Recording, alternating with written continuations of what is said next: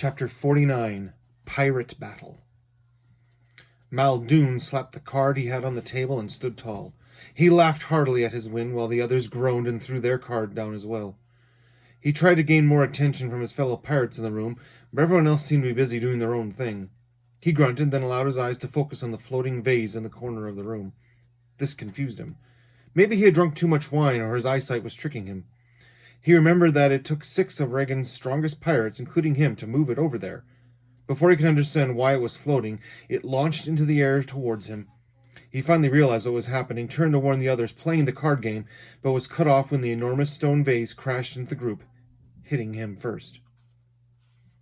The trio took full advantage of the chaos caused by Bree tossing the ancient Golian stone vase at one of the pirate card games. She had taken out nearly 8 pirates with one move, and the rest scrambled to react. Activating the mystic sword and protecting herself with the earth shield, she ran into the closest group of pirates, knocking them over. She sword battled many of them. Her enhanced strength from the Porphyrian bracelet made her a force to be reckoned with, causing her most to lose. A couple of them were lucky enough to hit her when she found herself overwhelmed, but those moments were few and far between. Odiana had taken to battling a few pirates that were archers. She knew they could hit true from a distance, so keeping them preoccupied was important. She found that Morgana's wand, paired with the diadem, could release an intense blast of fairy fire when she focused, so she used that as her main attack on the archers. Blaze spent most of his time running around the outside of the group, switching between feathers to attack. He chuckled as he set some of the pirates on fire and froze some of the other ones. He almost had to stop and laugh when he electrocuted the others with the Thunderbird feather. A few of the pirates got a taste of his bite when they got too close, but he didn't like using that attack too often.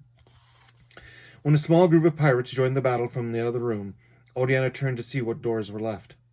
Her eyes fell on the main double doors leading to the main courtyard. "Blaze," she yelled and floated down to him. "You need to freeze the main doors so the rest of the pirates outside don't get in." Blaze nodded and ran to the doors. He concentrated and began firing a blast of ice between the door edges, sealing them shut. Bree noticed this and ran over to protect him from the remaining pirates. Once he was finished, he turned and began panting. "Using this magic is exhausting," he said between them, and then looked to Odiana. "How do you do it?"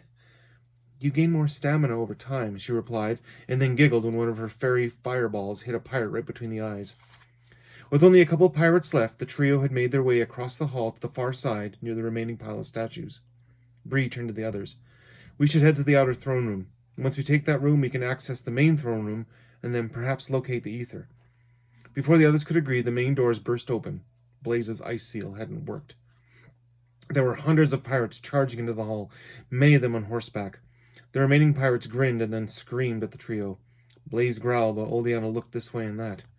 "What do we do?" the fairy asked. "There are too many of them now." Bree moved her sword to her other hand, reached into her hip pack, and took out Arian's flute. She quickly blew the notes of the ballad into it. Within a few seconds, a roaring swirl of dust entered the main hall, knocking many pirates out of the way. As the swirl approached Bree, Arian appeared in all his majesty. The pirates stopped their advance at this sudden appearance of the large stallion that appeared out of nowhere. "How may I help you?" Arian asked as Bree reached into her hip pack again. "Can you take care of my pirate problem?" she asked, holding out her hand and showing Arian what she held. His eyes twinkled with glee. "Of course I can." Bree threw a handful of the stardust onto Arian and stood back. The horse began to glow, and his mane billowed in behind him like flames from a forge. He turned and charged the pirate horde. They all flew this way and that as he used his speed to go through their ranks. The stardust increased his power so he barely had to touch any of them, and they were knocked back with great force, including the horses. No matter how hard they tried, no pirate could hit Arian as he ran by. Bree, Blaze, and Odiana took Arian's distraction and made their way to the outer throne room. The double set of doors leading to it was locked, but Bree easily kicked it open with her enhanced strength. They ran down a short hallway to another set of double doors and burst through. The wall that separated the outer and main throne room was gone, turning both rooms into a vast single throne room. There were still pieces of the missing wall attached to the beams and roof, but they were hard to see as flags from the pirate horde hung from many of the roof's woodwork. The chairs, pews, and stools often stored in this room for guests of the royal family were missing, but the long red carpet leading to the throne of gold remained. Seated on the throne, looking very angry, was Reagan. Beside him stood Zira.